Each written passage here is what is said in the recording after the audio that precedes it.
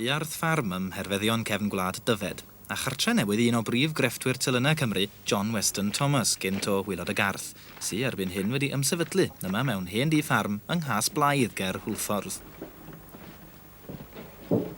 Yma mae yna ddigon o le iddo fo i hangu weithgareddau, sef cynhyrchu'r delyn gwalia, offeryn syml heb bedalau ar gyfer telynorion Cymru'n benna, a rhai cromatig mae o'n i allforio i wlad Belg. Yn brentis iddo fo, mae fab Alun. Trwy waith yn trwsio ambell i hen offeryn, mae'n cael darganfod y cymhlethdod rhyfeddol sydd wedi guddio'n gelfydd y tu mewn i'r delyn bedal Ffrengig.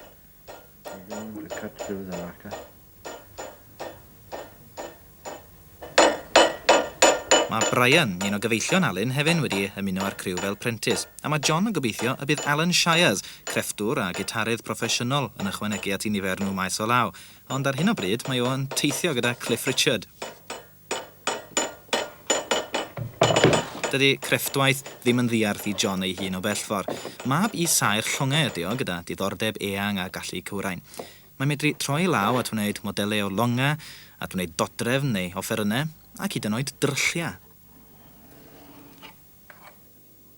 Ond oedd pethau ddim mor hawdd yng Nghas Blaidd yn ystod y flwyddyn gyntaf no. Ar wahân i'r gwaith o gyfarfod ag archebion am delynau, mi fi'n rhaid atgywirio'r tŷ ffarm a gosod peiriannau mewn hen feidau. Ond dyn ag argyhoeddiad ydy John Weston Thomas. Mae'n bwriadu bod yn hollol hunan gynhaliol, ac mae o eisoes yn cadw gwartheg ag ambell I fochyn ar y tipyn tir sydd gyda fo. Ond fel crefftwr telynau, ei uchelgais ydy cynllunio a chynhyrchu telyn bedal wir Gymreig. Mae ganddo fo gymaint o ffydd yn nyfodol y delyn ac yn nyfodol I brentisiad, nes ei fod o heddiw yn plannu y deunydd crai a fydd ymhen hir a hwyr yn rhan o delyn y dyfodol.